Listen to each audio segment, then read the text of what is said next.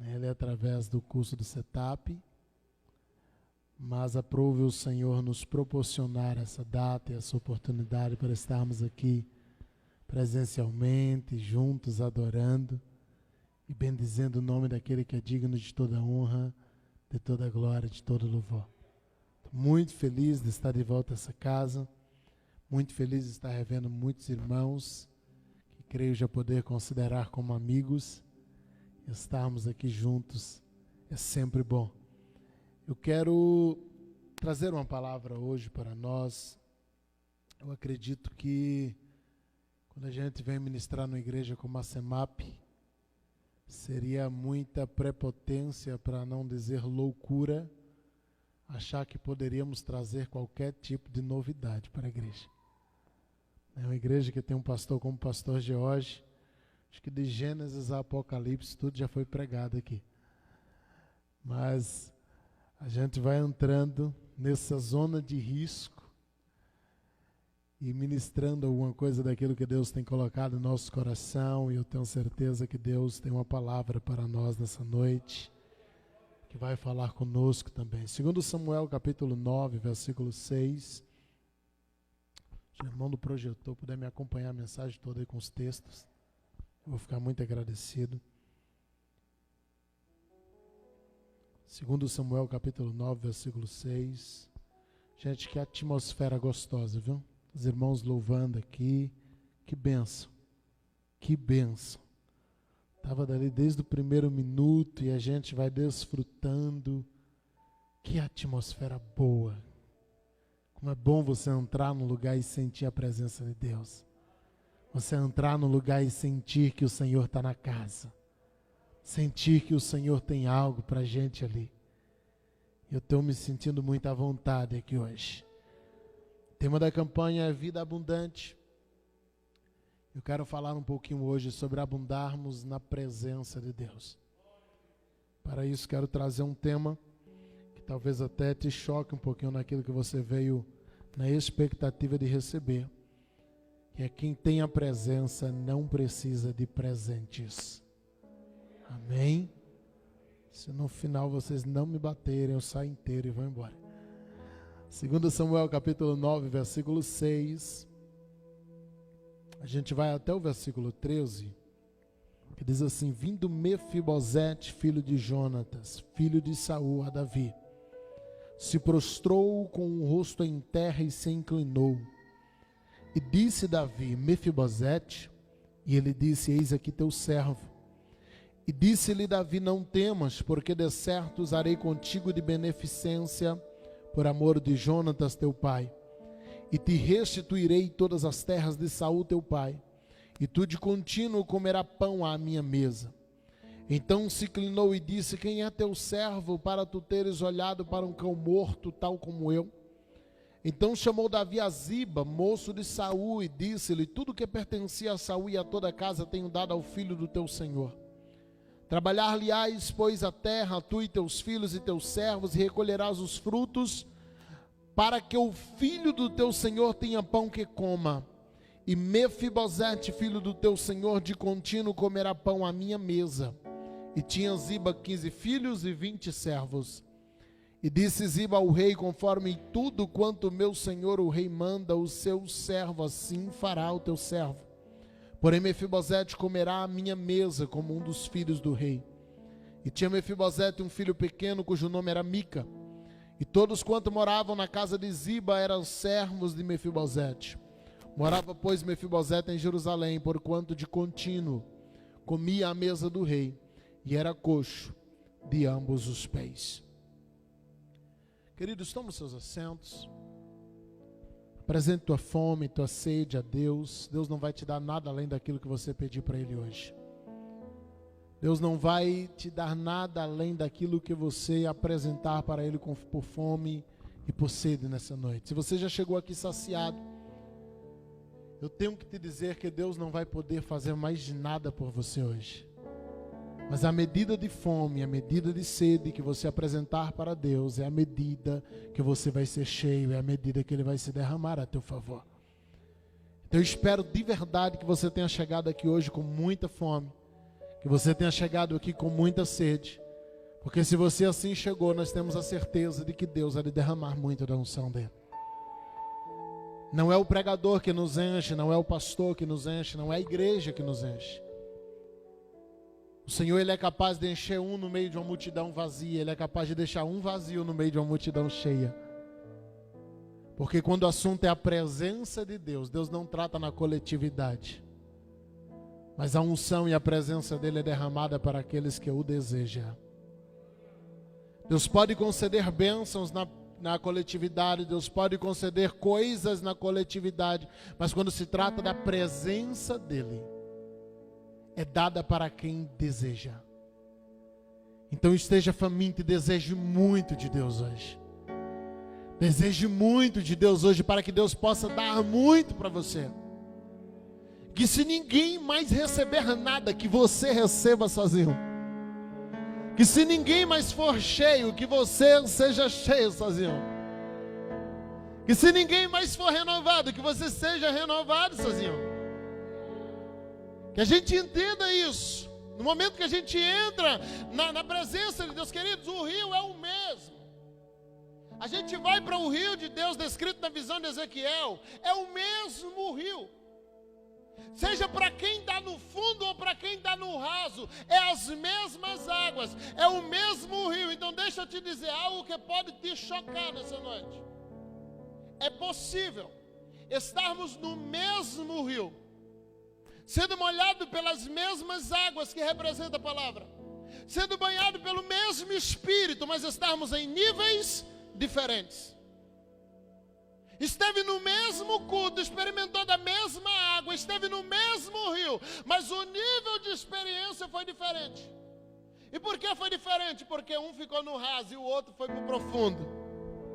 O mais interessante é porque não é o rio que vem ao encontro de Ezequiel, é Ezequiel que tem que ir ao encontro do rio.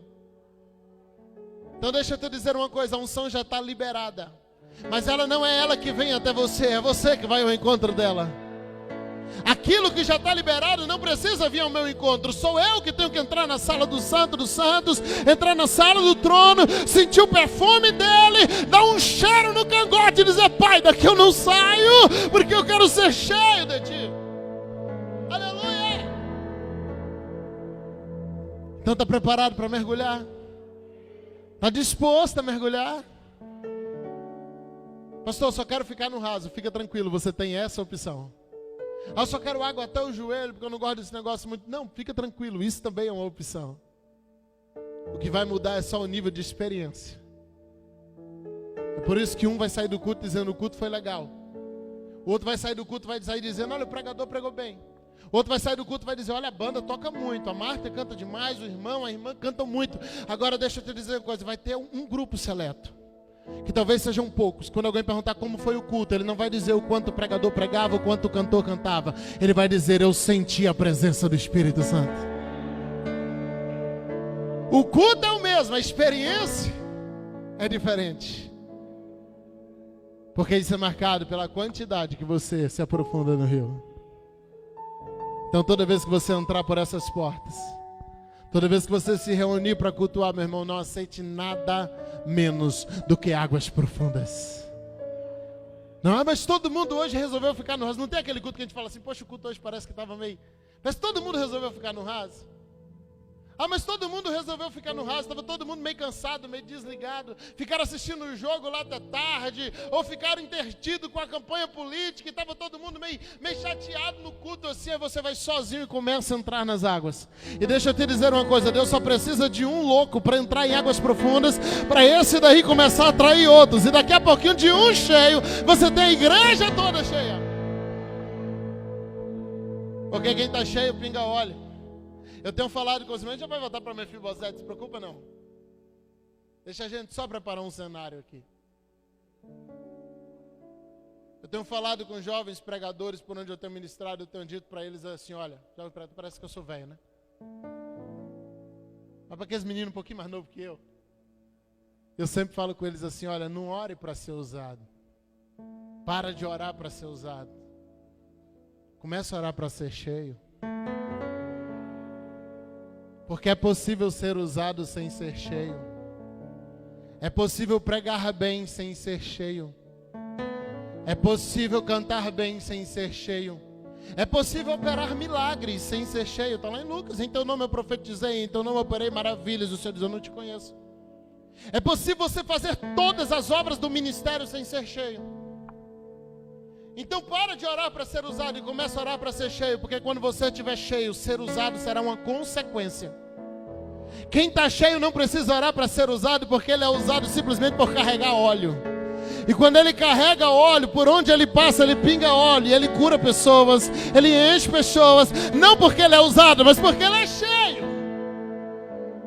Aleluia. Então começa a pedir a Deus para ser cheio. Talvez você está orando dizendo, Deus me usa, me usa, me usa. O Senhor diz, peça para ser cheio. Talvez você diz, Senhor, me usa na palavra, me usa na palavra. O Senhor está dizendo, vai ler a Bíblia, porque primeiro eu tenho que ser cheio de Bíblia para poder pregar a Bíblia. Eu não posso dar do que eu não tenho, então primeiro eu tenho que ser cheio para depois eu ser usado. Ser usado tem que ser uma consequência. Ser usado não é o alvo é ser cheio. Ser usado é consequência de ser cheio. Então seja cheio do Espírito Santo, em nome de Jesus. Aleluia. Vamos voltar para o texto. 2 Samuel 9. A Bíblia vai narrar a chegada de Mefibosete na casa de Davi. Davi, ele está lá no seu reinado e de repente ele cai na real de que ele teve um grande amigo, já falecido, chamado Jonathan, filho do antigo rei chamado Saul. E que antes de Jonathan morrer, Davi fez uma promessa a Jonathan, dizendo, olha, a tua descendência não vai ser desamparada. E um dia Davi lembra dessa promessa, ele fala assim, olha, tem alguém que eu possa cumprir o que eu prometi para Jonathan? E alguém vai dizer assim, olha, tem um filho de Jonathan, mas ele está lá em Lodebar. Ele está lá jogado lá no canto, ele está na mendigância, ele está numa cidadezinha simples, está na terra do esquecimento. Olha, está lá no cantinho, foi para o interiorzinho e está lá vivendo uma vida simples, está lá vivendo uma vida de abandono. E Davi diz, manda chamar alguém. Ele diz, não, mas ele é coxo. Ele não anda bem, e pela lei ele nem pode chegar perto de culto, ele nem pode entrar em lugar importante. Davi diz, não, entra, porque agora ele vai entrar e morar no palácio do rei. A história da queda de Lodebar está lá em 2 Samuel capítulo 4, versículo 4. Dá para colocar aqui em cima? Que diz assim, olha, Jonatas, filho de Saul, tinha um filho aleijado de ambos os pés, e era da idade de 5 anos, quando as novas de Saul e Jonatas vieram a Jezreel. E sua ama o tomou e fugiu, e sucedeu que, apressando-se ela a fugir, ele caiu e ficou coxo, e o seu nome era Mefibosete. Esse menino tinha 5 anos quando chega a notícia de que seu pai e seu avô acabavam de ser mortos, de que os exércitos filisteus iam invadir a cidade, e a sua babá pega ele e começa a correr, para fugir, para se esconder, porque ele era o herdeiro do trono. E quando isso acontece, a Bíblia diz que ela cai, possivelmente por cima da criança. Algo já esperado, dada a idade da criança, naturalmente o peso da criança, e ela está tentando correr com ele. E ele fica coxo de ambas as pernas. Isso afasta Mefibosete do lugar da adoração. Isso afasta Mefibosete do lugar das reuniões solenes. Isso afasta Mefibosete de todo e qualquer lugar importante em Jerusalém. É por isso que ele vai para Lodebar, ele fica lá abandonado, ele fica lá sozinho, e ele fica lá muitos anos, porque quando ele vai reaparecer na história, ele já é um homem casado e com um filho. A Bíblia diz no texto que nós lemos, 2 Samuel 9, de que ele era coxo de ambos os pés. Mas um dia esse homem que está lá esquecido, que está abandonado, que perdeu toda a sua vida, ele é lembrado e é convidado por Davi. E Davi diz, Mefibosete, vem para o palácio. Olha, eu te quero aqui, você vai comer na minha presença, você vai viver na minha presença. De hoje em diante, tua vida, Mefibosete, vai mudar. De hoje em diante, Mefibosete, eu te faço rico de novo, eu te faço dono de terras de novo. Davi está dando a Mefibosete a vida de um príncipe, que ele era de fato. E quando ele chega, a Bíblia vai descrever no capítulo 9 que nós lemos, que Davi vai atrás de um dos servos de Saul chamado Ziba. Ziba agora é um homem independente, ele tem filhos, ele tem servos também. Davi pega Ziba e diz: olha, você vai servir Mefibosete, porque você era servo de Saul e naturalmente você é servo da descendência dele. Só que nessa conversa do capítulo 9 existem alguns detalhes bem interessantes. Porque a primeira coisa que Davi estabeleceu ao chamar Mefibosete é que Mefibosete deveria comer da mesa do rei todos os dias. A primeira coisa que Davi estabeleceu ao chamar Mefibosete foi: todos os dias ele vai almoçar comigo, ele vai tomar café comigo, ele vai jantar comigo. Mas apesar de Davi estabelecer isso, que Mefibosete está vindo justamente para passar a comer da mesa do rei e da comida do rei, Davi dá uma ordem a Ziba no versículo 10 do capítulo 9. E nesse versículo 10 do capítulo 9, Davi vai dizer a seguinte ordem para Ziba, dizendo: olha, tu vai trabalhar, pois todas as terras que eu estou dando para ele, você, seus filhos e seus servos, você vai recolher os frutos para que o filho do teu senhor tenha pão que coma. E Mefibosete, filho do Senhor, de contínuo comerá a minha mesa. Agora observe o paradoxo que nós temos nesse texto. Davi começa dizendo: ele vai comer sempre na minha mesa. Davi termina o versículo 10 reafirmando: ele vai comer todos os dias da minha mesa. Mas no meio do versículo, Davi diz a Ziba: olha, você precisa garantir que na mesa de Mefibosete vai ter comida, e comida boa todos os dias. Ora, se Mefibosete vai comer da mesa do rei, para que Mefibosete quer comida na casa dele? Se Mefibosete vai comer na mesa do palácio do rei, por que a mesa de Mefibosete precisa estar feita e farta todos os dias? E é aqui que entra o que a gente precisa se preocupar, ou que a gente precisa entender para podermos viver. Quando Davi chama Mefibosete para a sua casa, Davi ele quer ter uma certeza. E para Davi ter essa certeza, ele precisa dar uma segunda opção a Mefibosete. Ele diz: Ziba, eu quero garantias de que todos os dias na casa de Mefibosete vai estar lá uma mesa lá. E se fosse hoje em dia, a gente ia colocar as coisas que a gente gosta, né? Lasanha, frango assado, vai ter churrasco. Olha, vai ter aquele mousse depois, a salada da maionese. E aí cada um vai colocando aquilo que gosta no seu cardápio, né? Cada um vai caprichando. Davi está dizendo para Ziba: pergunta tudo que Mefibosete gosta e garanta que todos os dias vai ter isso na mesa dele. Talvez Ziba diga: mas Davi, o senhor acabou de dizer que Mefibosete vai comer na tua mesa. Por que eu tenho que fazer a mesa de Mefibosete? Por que eu tenho que abastecer a casa de Mefibosete? Por que eu tenho que encher o cardápio da mesa de Mefibosete, se ele vai comer na casa do rei? E aqui existe um dos grandes segredos que Deus tem feito com a gente até hoje. O problema é que a gente não entende e se perde, e troca a bênção troca o abençoador pela bênção. Porque Davi manda que a mesa de Mefibosete esteja farta todos os dias? Porque todas as vezes que Mefibosete entrava pelas portas de Davi, Davi sabia que Mefibosete não estava entrando ali por necessidade. Todas as vezes que Mefibosete entrava pelas portas do palácio por volta do meio-dia, Davi tinha certeza que ele não estava entrando ali porque estava com fome. Todas as vezes que Mefibosete entrava pelas portas do palácio de Davi, Davi sabia que Mefibosete não estava entrando ali porque ele dependia daquilo para comer, porque no outro lugar ele não tinha comida, porque era a única opção que tinha. Não, Davi queria ter a certeza que Mefibosete não estava entrando no palácio por causa de fome, Mefibosete não estava entrando no palácio por causa de presente, Mefibosete não estava entrando no palácio por causa de dinheiro, porque Davi fez ele rico. Davi queria ter certeza que todas as vezes que ele visse aquele homem entrar pela porta, ele estava entrando ali unicamente por causa da presença do rei. Davi nunca quis que Mefibosete entrasse na porta dele como um dependente. Davi nunca quis que Mefibosete entrasse na porta dele como um mendigo que não tinha outra opção, que não tinha outro lugar para comer. Quando Mefibosete apontava na porta, Davi dizia em seu coração: na casa dele tem comida, na casa dele tem dinheiro, mas se ele está aqui, é porque ele ama a minha presença, é porque ele ama a minha companhia, é porque ele ama estar comigo. E aqui eu preciso abrir um parêntese para a gente. Porque Deus diariamente tem feito a mesma coisa com a gente não percebe. A gente pede bênção e Deus dá. A gente pede porta aberta e Deus dá. A gente pede vitória financeira e Deus dá. A gente pede o carro, Deus dá. A gente pede a realização do sonho, Deus dá. Pede o casamento e Deus dá. E a gente não entende. E quando a gente pega aquilo tudo, a gente diz: eu não preciso mais do palácio, porque em minha casa eu tenho mesa farta. Eu não preciso mais do palácio, por quê? Porque agora eu tenho dinheiro para me sustentar. Eu não preciso mais do palácio, por quê?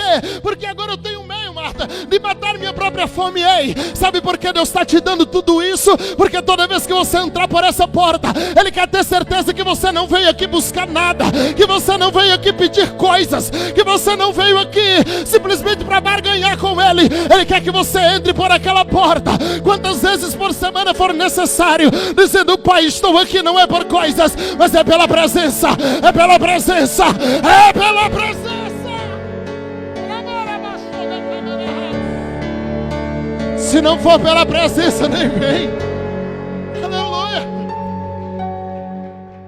Não, queridos, Deus não quer criar pessoas dependentes. Deus trabalha com emancipação. Olha para a criação. O verbo que começa em Gênesis 1:1 é bara. No princípio criou Deus. Criou o bara, quer dizer o quê? Criou a partir do nada. Aí Ele vai e cria. Cria o dia. Cria a noite. Mas quando a gente chega lá na frente, a Bíblia diz que Ele criou o sol para governar o dia. Ele criou a lua para governar o... Não, antes do sol já tinha dia e noite. A Bíblia diz que foi tarde de manhã do primeiro dia, não tinha sol. Foi tarde de manhã do segundo dia, não tinha sol. Foi tarde de manhã do terceiro dia, não tinha sol. Deus não criou o sol porque Ele precisava do sol para fazer o dia. É porque Deus começa criando coisas. E depois Ele vai atribuindo responsabilidades para aquilo que Ele está criando. Ele vai emancipando. Deus sempre vai te tornar independente, para que você entenda que você vem na presença dEle não é por causa de coisas. Você tem que vir pela presença. Aí Ele pega o dia que Ele criou, me entrega na mão do sol e fala assim: governe. É com você agora. Porque assim, quando o sol comparecer diante de Deus, não é por dependência, é pela presença.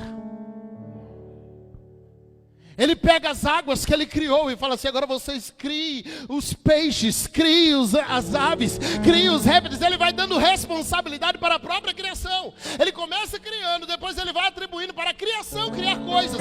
Ele chega para a terra e diz: cria os animais, cria as árvores, cria isso, cria aquilo outro. Ele chega para o ar e diz: cria os corpos celestes. Ele começa atribuindo responsabilidade para aquilo que Ele mesmo criou. Deus não te quer que você fique no pé dele aqui simplesmente dizendo: eu não tenho outra opção. Não, Ele vai te dar meios de você sair da presença dele. E é isso que assusta. Porque Deus sempre vai me dar meio para eu sair da igreja. Deus sempre vai me dar meios para eu sair da presença. Por quê? Porque Ele não quer que eu volte aqui por não ter outra opção. Ele quer que eu volte aqui porque eu amo Ele. Ele quer que eu volte aqui porque eu quero Ele, porque eu desejo Ele. Não, Mefibosete não vai comer na casa de Davi porque não tem comida em casa. Mefibosete vai comer na casa de Davi porque Mefibosete amava Davi. Mefibosete queria estar com Davi. Mefibosete queria estar na presença de Davi. Se for por comida, Ziba, garante, tem que ter comida na casa de Mefibosete. O Senhor vai te abençoar com toda sorte de bênção, queridos. Agora cuidado para você não se apegar demais à bênção e esquecer do rei. Cuidado para você não se apegar demais à vitória e esquecer de quem te deu a vitória. Quantas vezes a gente ora por emprego, e quando Deus finalmente dá um emprego, a gente começa a dizer que está cansado demais para vir para a igreja. A gente ora por um relacionamento, quando Deus dá um relacionamento, você usa o relacionamento para se afastar de Deus. A gente ora por coisas que depois a gente usa essas coisas para se afastar de Deus. Ah, Deus me dá meu próprio comércio. Aí Deus te dá seu próprio comércio. Você quer fechar 11 horas da noite, porque de noite é a hora que dá mais lucro, pastor. Não, você não entendeu. Não foi o diabo que te deu, foi Deus. Ele vai encher a tua mesa, porque Ele quer ter certeza que você vai vir aqui porque ama Ele. Ele quer ter certeza que você vai fechar aquele comércio no dia do culto e vai vir para a casa dele porque você ama Ele. Não é para pedir mais coisas, mas é porque você ama estar na presença dEle. Não abandona o palácio porque tem comida em tua casa, porque quem colocou comida na casa foi o rei. É só mais um motivo para você vir para o palácio. Imagina Ziba todo dia fazendo aquele... Quem gostava era Ziba. Imagina um servo que comia bem. Todo dia preparando um banquete para o patrão e o patrão não chegava para o almoço. Eram os servos que comiam melhor na história de Jerusalém. Porque todo dia Ziba preparava aquele banquete e Mefibosete dizia: eu vou comer com o rei. Senhor, mas a comida está boa, tem o que o Senhor gosta, eu sei, mas eu gosto da companhia dele. Senhor, mas eu fiz o prato que o Senhor ama, mas eu quero estar com ele. Aí Ziba tenta virar o jogo lá na frente. Davi vai fugindo de Absalão, 2 Samuel 16. E de repente chega Ziba. A Bíblia vai descrever essa história. Versículo 1, vamos ler só 4 versículos. E passando Davi um pouco mais, 2 Samuel 16. Eis que Ziba, o moço de Mefibosete, veio encontrar-se com ele por um par de jumentos, com um par de jumentos albardados. E sobre ele 200 pães com 100 cachos de passas, 100 de frutas de verão e um odre de vinho. E disse o rei a Ziba: que pretendes com isso? E disse Ziba: os jumentos são para a casa do rei, para se montarem neles, e o pão e as frutas de verão para os moços comerem, e o vinho para beberem os cansados no deserto. Olha como preocupado. Então disse o rei: onde está, pois, o filho do teu senhor? Ou seja, cadê Mefibosete? E disse Ziba ao rei: ele ficou em Jerusalém, porque disse: hoje me restaurará a casa de Israel, o reino do meu pai. Então disse o rei a Ziba: eis que é teu tudo quanto tem Mefibosete. Davi pega tudo que é de Mefibosete e dá para Ziba. E disse Ziba: eu me inclino, e eis que eu achei graça aos teus olhos, ó rei meu senhor. Davi está fugindo, Mefibosete é coxo, não pode ir. Mas chega Ziba com o jumento albardado, cheio de coisas. Não, Mefibosete não quis vir, vai ficar para trás, ele vai tomar teu reino. E Davi, ele, daquele momento, talvez tomado por uma ira, ele chega para Mefibosete, para Ziba, e fala: então a partir de agora todas as terras são tuas, as casas são tuas, os presentes são teus. Irmãos, era tudo que Ziba queria. Ziba não comia na presença do rei, ele só queria os presentes. Ele diz: eu me inclino, obrigado meu Senhor. Só que quando a gente chega lá na frente, a gente vê no capítulo 19, Davi voltando, versículo 24. E também Mefibosete, 2 Samuel 19, 24. Filho de Saul desceu a encontrar-se com o rei. Isso aqui é na volta. E não tinha lavado os pés, não tinha feito barba, não tinha lavado suas vestes, desde o dia que o rei saiu até o dia em que voltou em paz. Mefibosete, quando não está na presença do rei, ele fica largado, ele fica abandonado. Ele não se lava, ele não toma banho, ele não se barbeia, ele fica um nojo. E ele se arrasta até a porta da cidade. Ele fica ali esperando o dia que Davi vai voltar. E ele, aqui é a prova de que o que Ziba conta não faz sentido, porque o homem está abandonado.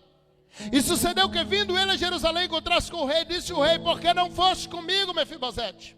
E aí Mefibosete vai contar a história.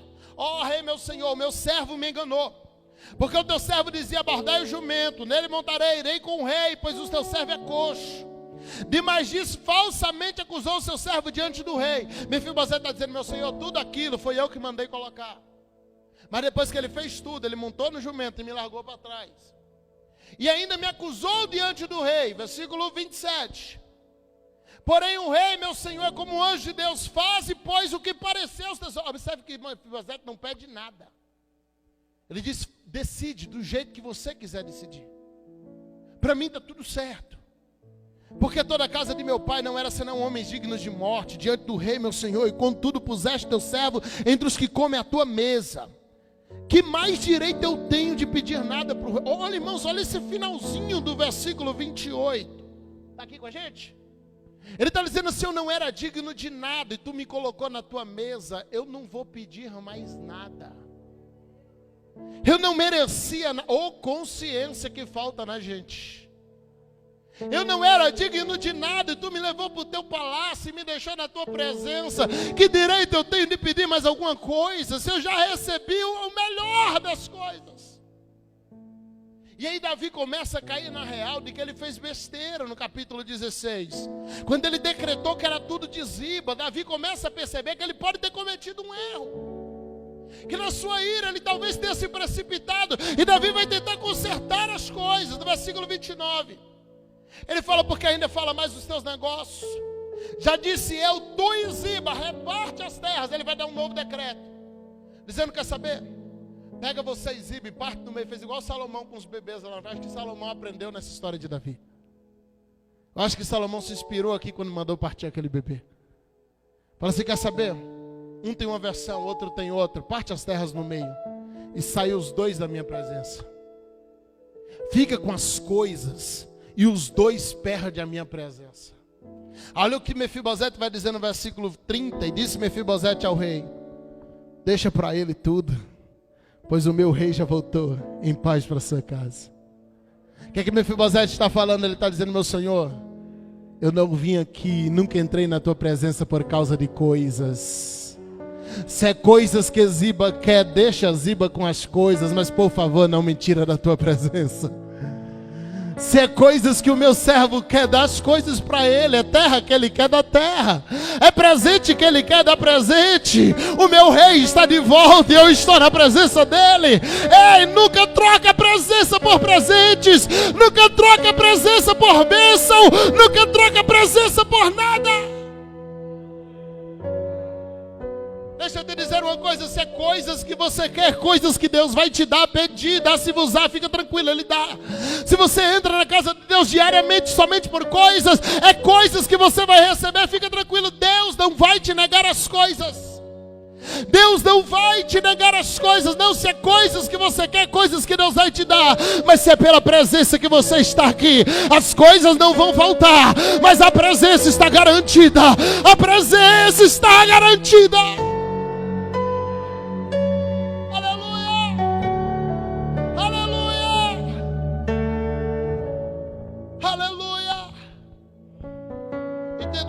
Querido, quem vive na presença não precisa implorar por presentes. Quem vive na presença não precisa ficar implorando por coisas, porque na presença a presença garante. Lembra de quando Jesus vinha andando sobre as águas? Ele vai dizer algumas coisas para os discípulos estão lá desesperados, achando que é um fantasma, achando que é isso, achando que é aquilo outro, e de repente Jesus chega para esses homens, e ele vai dar algumas ordens, dizendo primeiro: não temas, tem de bom ânimo. Irmão, tudo que aqueles discípulos queriam ouvir era dizendo: eu vou acalmar a tempestade. Jesus não faz uma única promessa para aqueles homens. Ele não faz uma única promessa naquele dia para eles. Jesus não promete absolutamente nada. Ele começa a dizer assim: tem de bom ânimo. Versículo 5, Marcos 6, 50. Coloca aqui pra gente. Marcos 6, 50. E ele fala assim: tem de bom ânimo, sou eu, não temas. É três afirmações. Primeiro, tenha bom ânimo. Porque é ter bom ânimo, se acalma. Começa a se alegrar, mas Senhor, a tempestade ainda está aí. Tem como colocar aqui? Marcos 6,50. Se acalma, Senhor, a tempestade. Não, se acalma. E por que eu devo me acalmar? Está na segunda frase: sou eu. Você consegue entender isso? Jesus está dizendo: eu cheguei. Senhor, faz uma promessa. Não, filho, eu cheguei. Senhor, você vai fazer o que? Eu cheguei. Se você entender isso aqui, você vai glorificar. Senhor, o Senhor vai me dar o que? Não, eu cheguei. Tenha bom ânimo, se acalma. Tem dia que você quer que ele acalme a tempestade, ele está querendo acalmar você. Ele não vai acalmar a tempestade enquanto ele não conseguir te acalmar. Você é o alvo dele. Sou eu, não temas.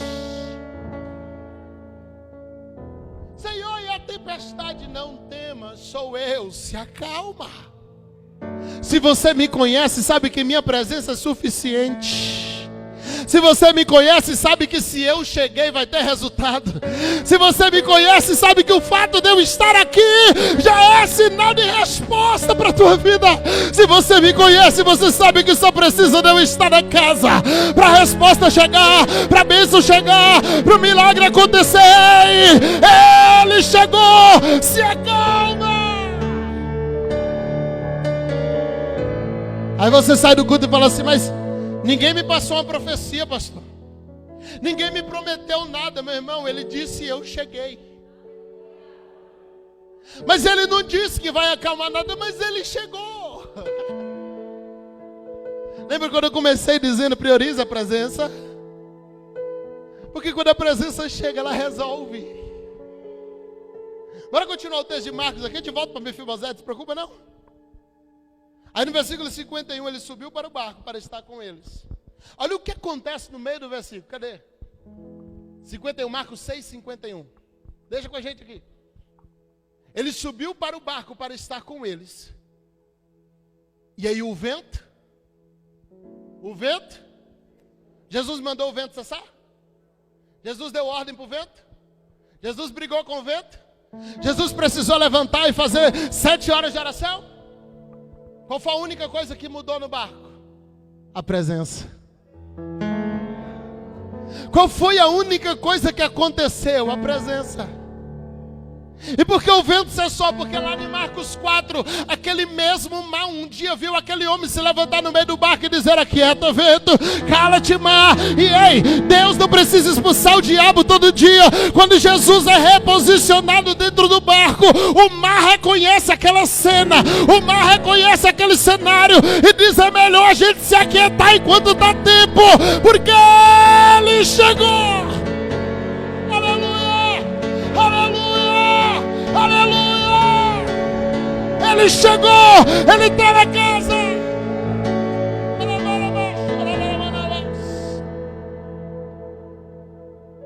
Se você está na presença, meu irmão, fica tranquilo que o vento tem medo da presença.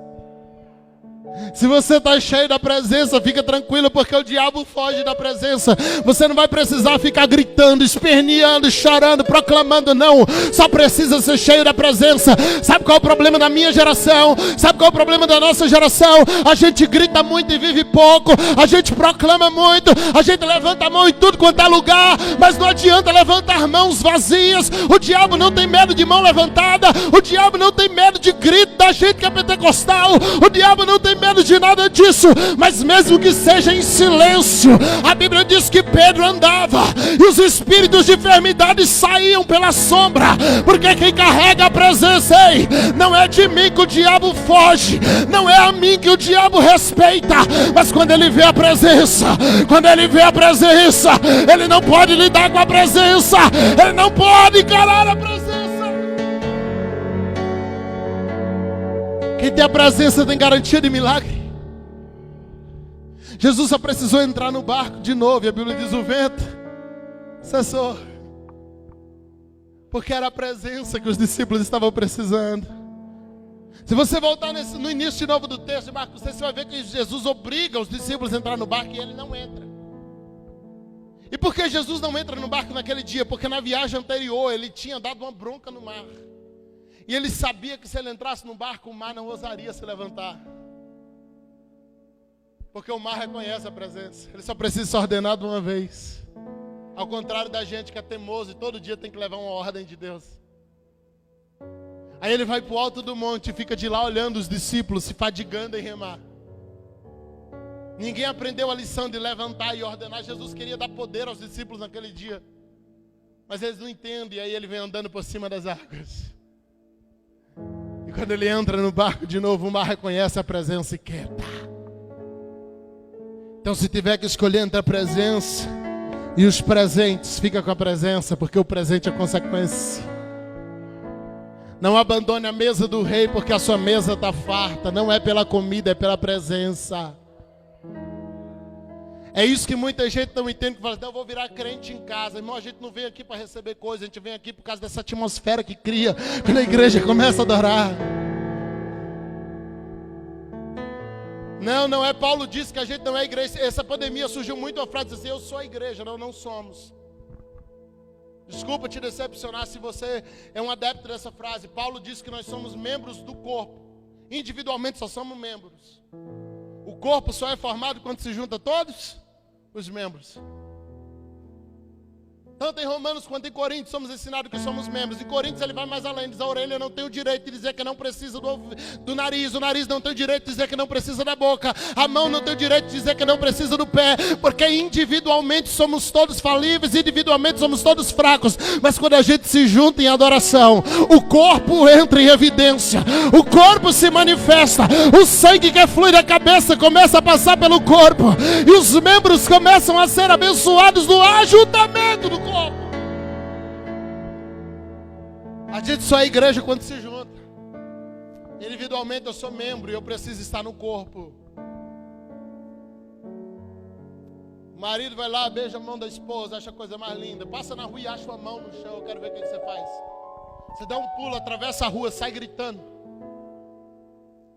beija o cabelo um do outro, olha que cabelo sedoso, cai um fio na sopa, para ver a confusão que arruma. Porque qualquer parte do corpo só tem valor se estiver grudado no corpo. Saiu do corpo, meu irmão, é lixo. Afastou do corpo, a gente repugna. Afastou do corpo, é só se preparar para apodrecer, para ser jogado fora, não serve. Se você quer ter vida, você precisa estar grudado no corpo. Porque é pelo corpo que passa o sangue, é pelo corpo que passa a vida, e é o corpo que está grudado na cabeça, que é Jesus.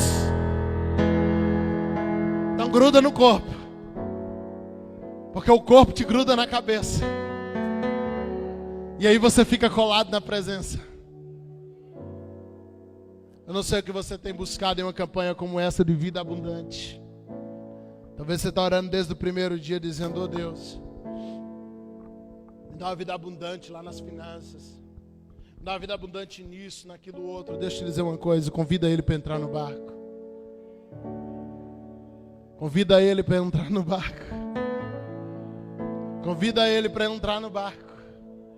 Não, se ele estiver aí dentro do barco, você vai ver as coisas começarem a mudar. Se ele estiver aí dentro do barco, o vento cessa. Se ele estiver aí dentro do barco, o mar acalma. Se ele estiver aí dentro do barco, a tempestade vai embora. E mesmo que a tempestade não vá embora, ele vai estar dizendo: se acalma, sou eu. Se acalma, sou eu. Se acalma, sou eu. Pastor, e se o vento virar o barco, ele vai pegar na tua mão e te levar para caminhar por cima das águas. Mas o mar não vai te submergir, o fogo não vai te queimar. Enquanto você estiver debaixo da presença, tem proteção para você. Só fica na presença. Só chora pela presença. O problema da gente é que a gente parou de chorar pela presença. A gente fica conformado demais, porque tudo está certinho. Ezequiel 10 reflete a glória, mostra a glória saindo do templo de Jerusalém. Falava sobre isso domingo lá na igreja. Ezequiel vê a glória que sai do Santo dos Santos, ela vai para a porta do templo. E por que a glória vai para a porta do templo? Porque aquele templo estava com um coral. Irmãos, imagina esse culto. Não, vocês aqui não fazem ideia do que é cantar. Imagina 4.000 pessoas, entre músicos e musicistas, entre cantores e tocadores. Eles não faziam culto dentro do templo. Eles faziam na porta, em cima da montanha. As pessoas sentavam ao redor do monte para vê-los cantar e tocar. Eram vozes angelicais. Era a coisa mais linda que você pode imaginar. Mais bonito que aquilo só no céu, irmão. Imagina um coral de 4.000 vozes, entre músicos e tocadores, e todo mundo cantando ao mesmo tempo. As pessoas paravam, elas ficavam assim, ó. Aí depois vinha um sumo sacerdote eloquente, formado nas leis, pregava com uma eloquência e sabedoria invejável. E chega um momento que a coisa vai ficando tão perfeita que não tem mais espaço para a presença. Porque a presença, quando ela se manifesta, às vezes ela atrapalha algumas das nossas organizações. A gente faz o planejamento tudo certinho, aí vem a presença e estende o horário um pouquinho mais.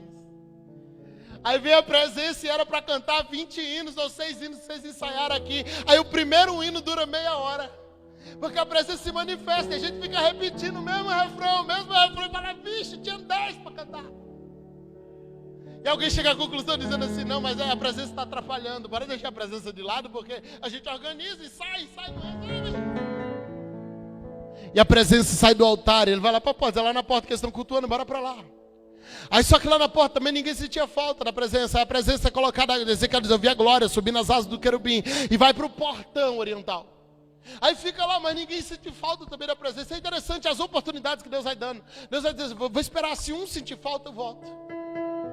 Aí Ezequiel fala assim, eu vi a glória ser colocada nas asas do querubim e foi para o alto do monte. Fica lá na divisa da cidade lá. Se alguém sentir falta, eu volto. Capítulo 11, ele diz, eu vi quando a glória foi colocada nas asas do querubim e levada de volta. Isso é triste. Eu vi quando a glória foi abandonada, foi levada para casa de volta. Por quê? Porque ninguém sentia falta da presença. Ninguém sentia falta da glória, ninguém queria a glória ali. A glória não era bem-vinda e Deus não é invasor. Onde Ele não é desejado, Ele se retira. Deus é educado.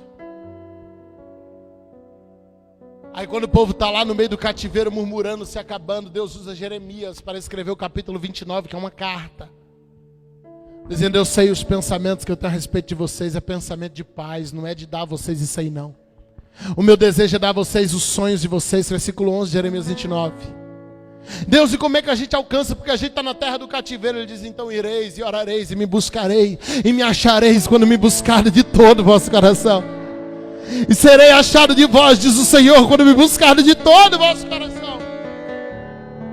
Aí o povo lá na Babilônia ouve aquela carta de Jeremias 29, eles começam a orar, a buscar, a clamar. Esdras é um desses que lidera o povo de volta à intercessão. Aí Deus dá uma outra visão a Ezequiel, capítulos 40 ao 42. Ele vai finalizar aquela visão em que Deus começa a medir o templo. Não é o templo físico, porque ele está destruído. No final Deus diz a Ezequiel, olha, o templo está intacto. Na verdade estava destruído, mas Deus estava medindo o coração das pessoas. Ele vê que o coração agora se voltou. Dentro da igreja eles não estavam sentindo a presença, mas lá na terra do cativeiro começaram a desejar.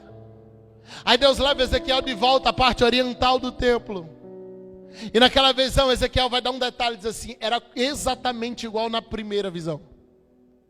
Era exatamente igual da primeira visão. O que mudou Ezequiel? Porque no capítulo 11 ele descreve a glória indo, mas no capítulo 42 ele diz, eu vi ela voltando. Eu vi ela voltando. Eu vi quando ela entra de volta no Santo dos Santos, e ela encheu toda a casa. O que Deus está dizendo para Ezequiel? Ele dizendo, ainda que vocês perderam a minha presença, se me desejar eu volto, se me chamar eu volto, se suplicar por mim eu volto. Então irmão, você que há muito tempo não pode estranho, deseja de novo.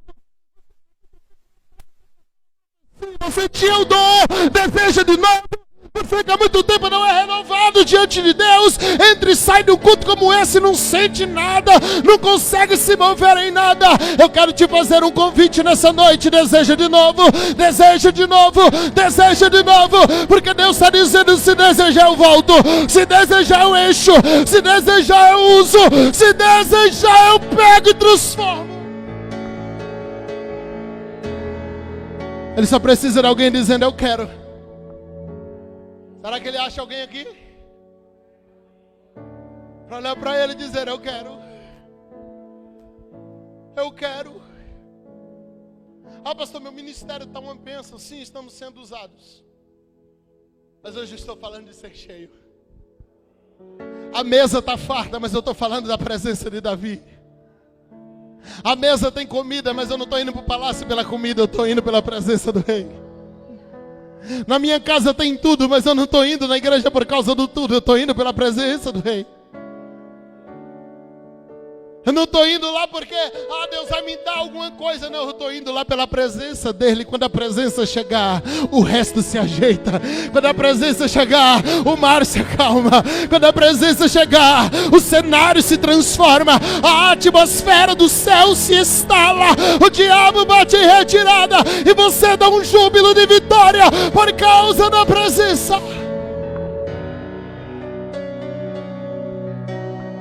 Eu quero orar com você. Eu já vou devolver o microfone. Mas eu quero fazer uma oração. Que nessa oração você clame pela presença. Você peça a Deus vida abundante na presença.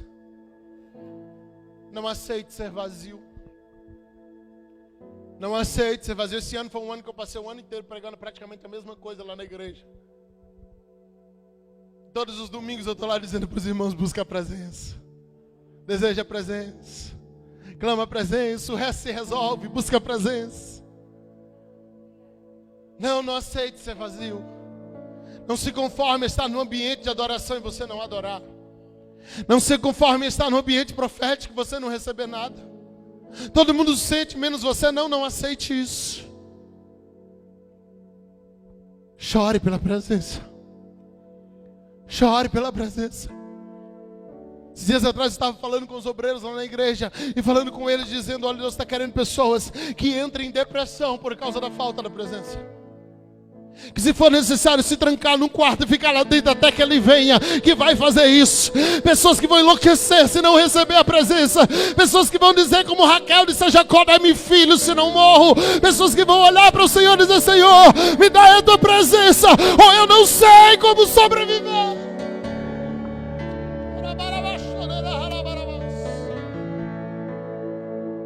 Vamos orar? De pé, de joelho, sentado, do jeito que você se sentir à vontade.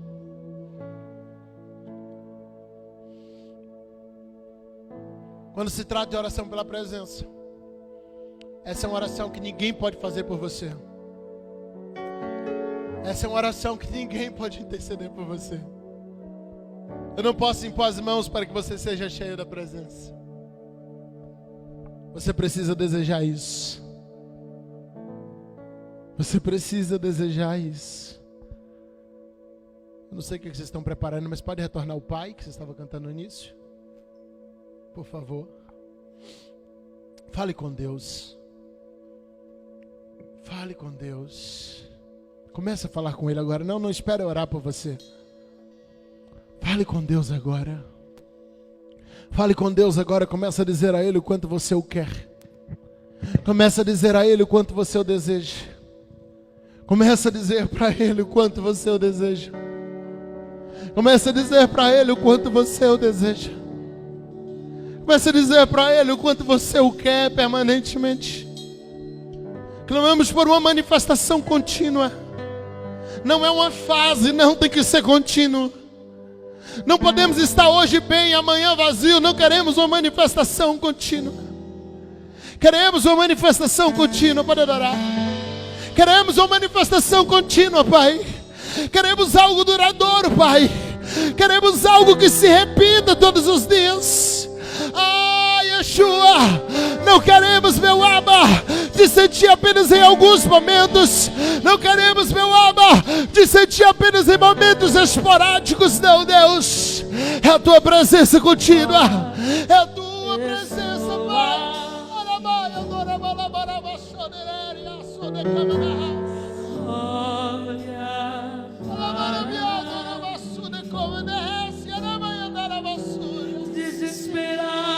Chama por Ele, chama por Ele, chama por Ele, chama por Ele. Apresenta a tua fome a Ele, apresenta a tua sede a Ele. A tua presença é o meu sustento, a tua palavra, meu alimento. Preciso ouvir a tua voz dizendo: me assine.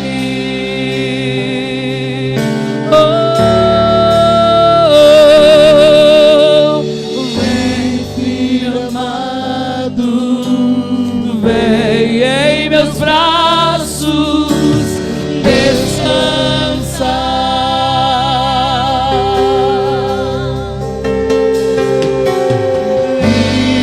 Seguro te conduzirei ao meu altar, ali falarei contigo, com meu amor envolver. Quero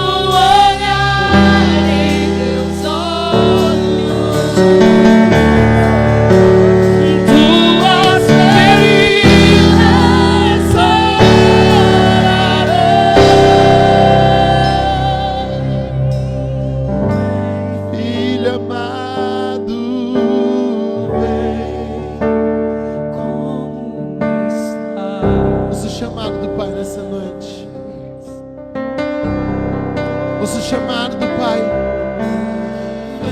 Se renda a Ele. Você que há muito tempo não sente a presença, se renda a Ele agora.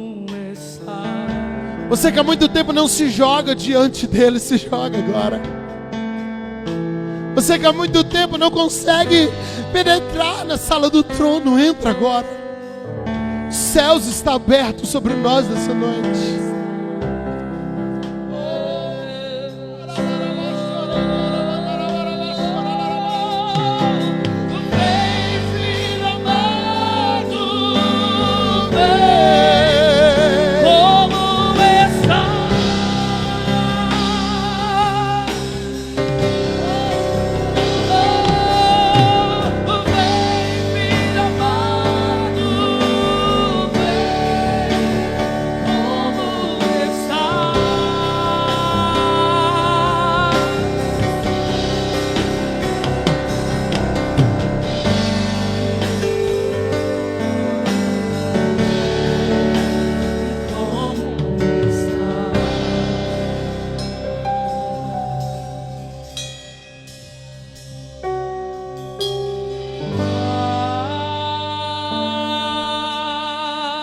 Adore a Ele, adore a Ele.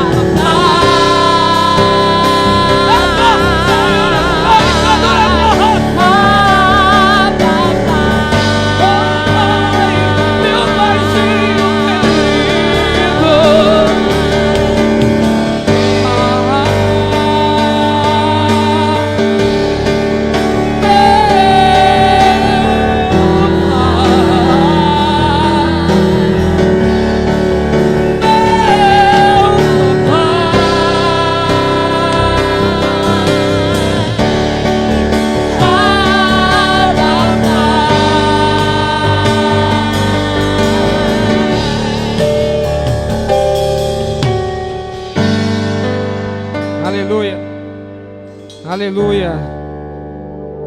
Eu convido aqui o pastor Josemir nesse momento, mas continue nesse clima de adoração ao Senhor. Eu não sei como você entrou aqui nesta noite. Eu não sei. Talvez você estava em um barco, como foi ministrado aqui nesta noite, e o vento estava soprando. Havia um medo, havia uma angústia, não sei. Mas eu creio que Jesus está no seu barco neste momento. E essa tempestade, ela se acalmou. Esse medo cessou. Simplesmente porque a presença dele é real neste lugar. Eu creio em nome de Jesus que você está voltando para casa hoje de barco. Mas não é você mais quem está conduzindo esse barco. Existe alguém poderoso. Existe alguém maravilhoso neste barco, que entrou nesse barco e, como foi ministrado aqui, às vezes Jesus não vai precisar falar nada, porque as dificuldades, elas conhecem esse Deus fiel e poderoso que está contigo aí agora. Oh, não volte para casa sem Ele. Permita que Ele nesse momento esteja conduzindo o teu barco, a tua vida. Oh, aleluia. Senhor, não dá vontade de terminar esse culto agora, Pai. Oh, aleluia. Ele está aqui. E quando Ele vem, algo acontece. E quando Ele vem, algo acontece sobre as nossas vidas. E quando Ele vem, algo acontece sobre o nosso meio. Eu profetizo agora, você que está nos assistindo. Oh, aleluia. O Senhor, talvez eu não me lembro de um culto assim, Deus, tão maravilhoso, tão poderoso, que não dá vontade de sair da Tua presença. Às vezes a Tua presença nos faz passar assim do horário. Oh, aleluia. Talvez o Senhor tenha que fazer algo ainda hoje aí na sua vida. Talvez o Senhor precisa fazer algo ainda em você que está aqui. Oh, aleluia. Oh, aleluia. Oh, aleluia. Oh, aleluia. Oh, aleluia.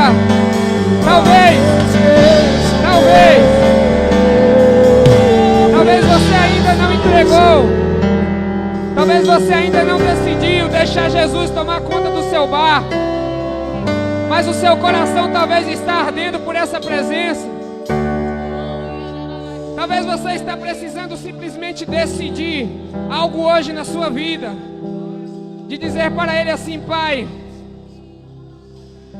esse barco está me machucando, Senhor. Senhor, eu não vejo mais uma solução, ou talvez eu não via mais uma solução para a minha vida. Eu pensei que eu ia morrer afogado. Mas eu percebi, Pai, que quando o Senhor entra no barco, a minha vida muda. Quando o Senhor entra no barco, Pai, o Senhor traz alegria, o Senhor traz uma paz que talvez eu nunca senti antes. Oh, aleluia. E talvez você está dizendo para você assim: ó, é uma experiência extraordinária que eu estou vivendo agora. São minutos poderosos, Deus. E se você decidir nesta noite viver isso na sua vida, permita que Jesus venha conduzir o teu barco. Não venha neste lugar simplesmente por alguma coisa. Que palavra poderosa o Senhor liberou sobre as nossas vidas hoje, Pai. Nós precisamos entender que nós viemos neste lugar simplesmente para buscar a Tua presença, Senhor. E se você está aqui nesta noite, se tem alguém aqui nesta noite que está sentindo falta dEle e que precisa decidir hoje, deixar Ele ser o teu guia, aquele que vai conduzir a sua vida, que vai conduzir o teu barco. Se você está sentindo essa necessidade dentro do seu coração de entregar a sua vida a Ele, eu quero te convidar nesse momento a vir aqui à frente. Pastor Josemir vai estar orando por você, vai estar abençoando a sua vida. Em nome de Jesus, Pai. Oh, aleluias. Eu não tenho costume de fazer isso, vocês me conhecem, vocês sabem disso. Mas quando Ele vem, algo acontece. Oh, aleluia. Esse momento é seu e dele, tá bom? Esse momento é você e Ele. O Sr. Gesiel falou: a presença está aqui, mas às vezes é necessário eu e você tomar uma atitude. É eu e você que precisa nos mover agora, dar um passo. Há uma atmosfera do céu sobre este lugar. Oh, aleluia. Eu creio que Ele está aqui. Eu creio que Ele está aí na sua casa agora.